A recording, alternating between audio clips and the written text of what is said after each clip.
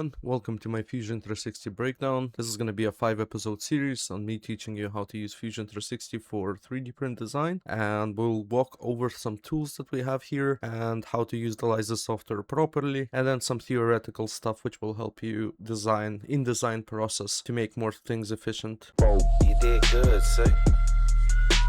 My approach to teaching you how to utilize this software is going to be a little bit different from the tutorials that you may have watched already. We are going to be designing and learning alongside, so we will be utilizing the tools in the design while actually building something. In this case, for this episode, we'll be building this enclosure for the MacroPad project that I posted previously on my channel. Before we do jump into the design of the MacroPad, let's explore the tabs that we have on our interface. So at the very top, we have all of our tools that we can use to create objects, modify them, change their stuff, whatever you may think of. You will most likely find it here. The very bottom has the timeline, which displays the changes over time that were made to the object that we are designing. So you can also go back in the timeline and modify something and change it, and the following modification is going to be applied and it will adapt to the changes that are done in the future. This is a really good feature in Fusion360 that allows you to make small changes without having the headache of having to modify and adapt it to every single iteration that you have made. Up here in the middle, we have some of tools to navigate across our environment. So we have orbit,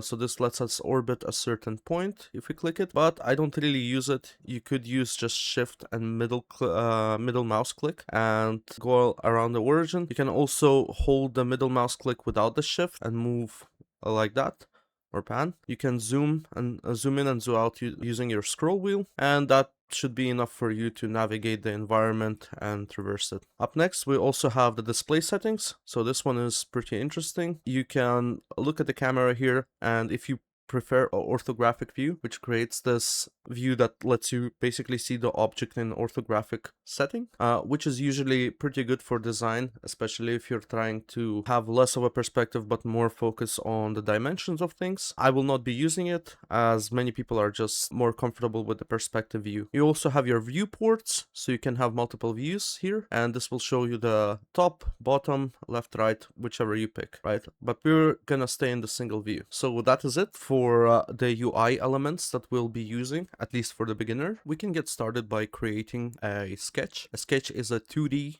definition of what we're trying to create. Now I'm going to be creating from the bottom to the top, since it's an enclosure, and that's what works best for us.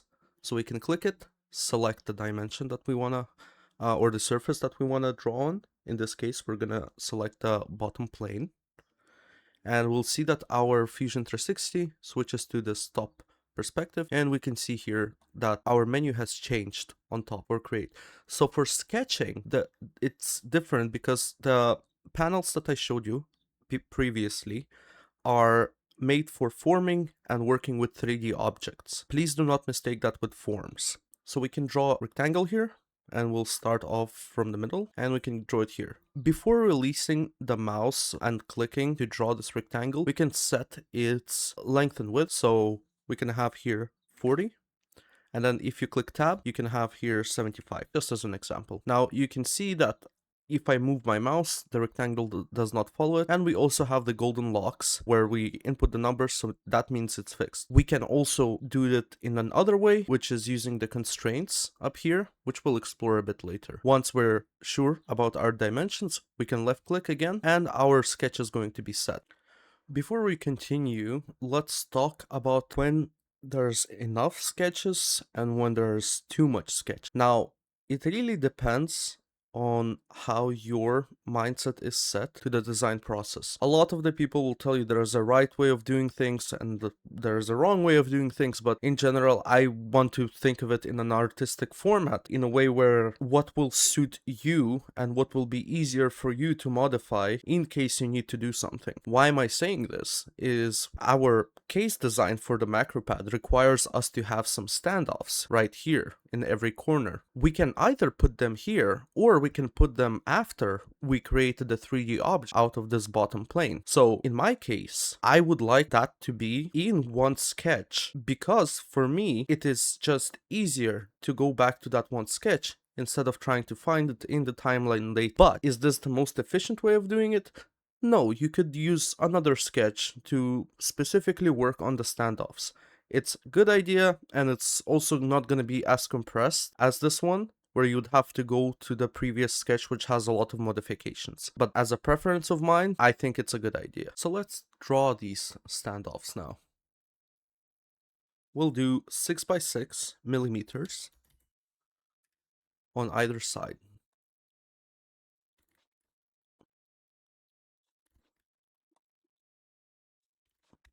Okay, once we have this done, I would also like to have an outer wall for this.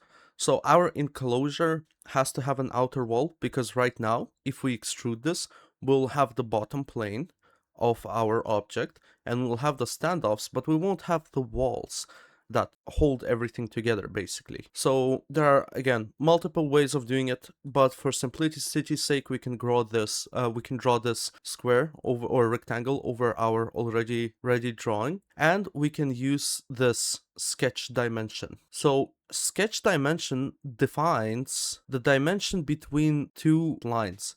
So if we want our walls to be 2 millimeter thick, we can use this sketch dimension and apply it from this line to the inner line, which will define the space between them, right? So we want 2 millimeters in this case, and we will do this on all the sides. And as you can see, it scaled itself to the size of this inner rectangle. Now you may ask, what happens if you want to change the dimension of the inner square? Well, let's take a look.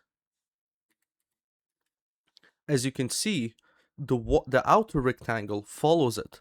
Why? Because it's almost like a constraint that says that, okay, there always has to be a distance between this inner rectangle side and the outer rectangle side. It should always have a 2 millimeter spacing between it, and therefore it will scale. So the outer rectangle scales on the basis of the inner rectangle. Once we have our sketch ready, we are ready to extrude it. So therefore we can click this Finish Sketch button, and we'll see our 2D drawing in a 3D perspective. Now we need to think of this sketch as just a 2D drawing that you would draw on a piece of paper, and try to imagine the extrusion of it. So this is where we go into our Create tab and we see our extrusion, or you can just click the face and press E. You can choose how much you want to extrude it. So in our case, we will do 2 millimeters. And as you can see, the drawing disappears. This is a good opportunity for us to explore the browser. The browser contains every single aspect of our design. We can see that bodies here are basically the parts that are already 3D modeled and formed, and our sketches are the 2D drawing. By default, they disappear once we use extrusion on them once. So we can re-enable it by clicking this eye icon, and we can see that our sketch is back.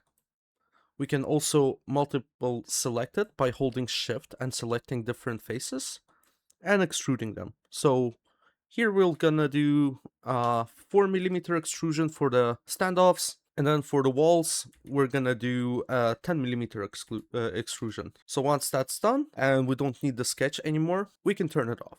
This brings me back to the point that I mentioned. Why we did it all in one sketch rather than having multiple sketches. Now in this case probably would be a good idea, because it is expected that you're gonna use one sketch for one part, and segmenting it like that is efficient and is probably the right thing to do. But just by my preference, I would prefer not to do that.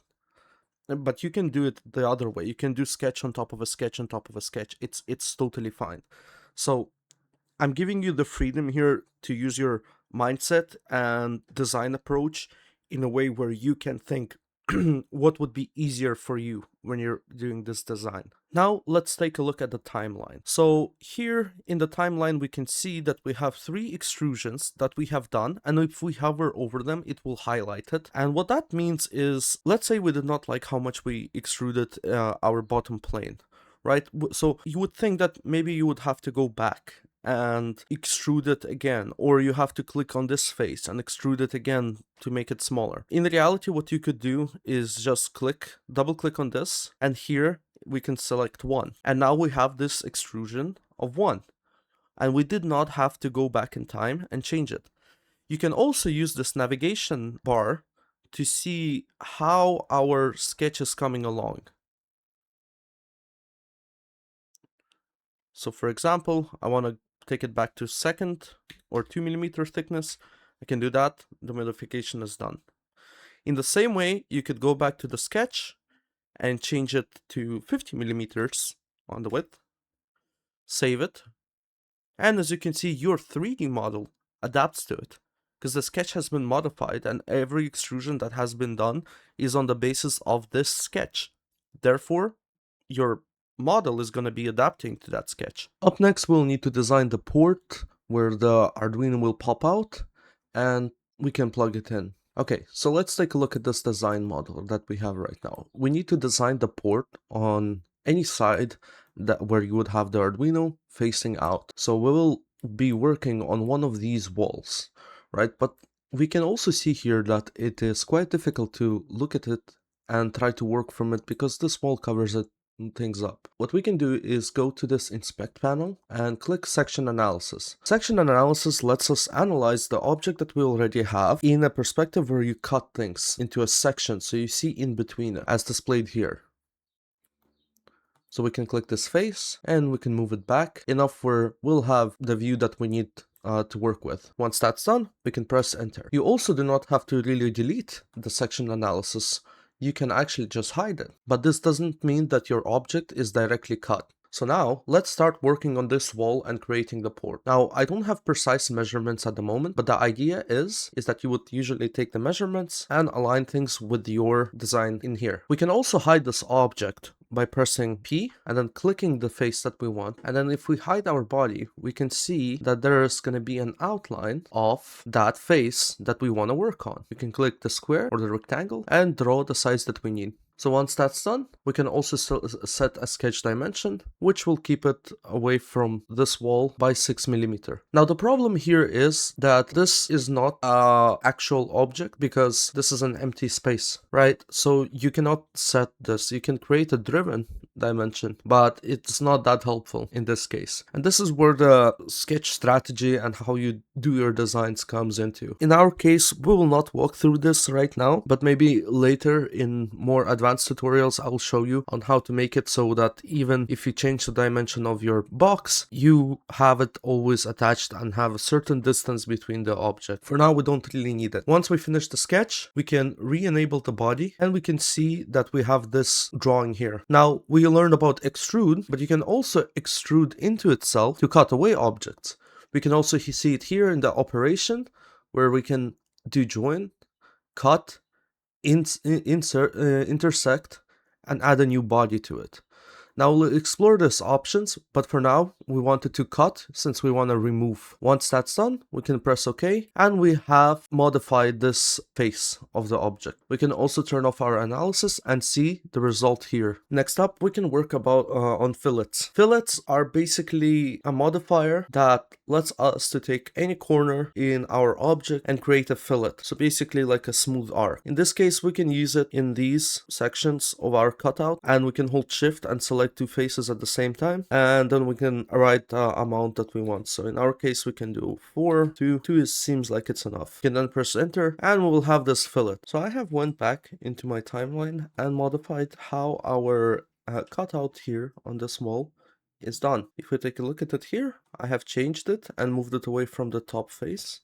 And I have made it 4mm by 12mm. I then sketched it out and added the fillets on either corner for 2mm, and just like that we have this cut out. Now, by any means, this is not accurate. This is just for this tutorial. Let's take a look what happens if we change the sketch size of the initial frame for our keyboard. So we'll change the width and we will put it to 50mm. If we click finish, we can see that this follows the sizing even though it is not attached to any constraint. Therefore, if you ever need to do modifications in the past or change any size, you can just click and put 75 back. And as you can see, this cutout would also follow it. Why is this happening? Well, because we have the drawing or the sketch, the second sketch, we had it on this body that was established from the first sketch. So the location of this sketch, the second one, is inherited based on the location and the modeling of the first sketch. And this will be it for our first tutorial in Fusion 360. We covered some of the most important tools, such as create and modify. These sections allow us to model things. We also took a look at sketching and some of the theories when it comes to design. In the next tutorial, we're going to take a look at some more of the advanced method, such as scaling, variables, and forming. That is it for this video. I hope you enjoy. Please leave some feedback in the comments. Make sure you like and subscribe, and I'll see you later.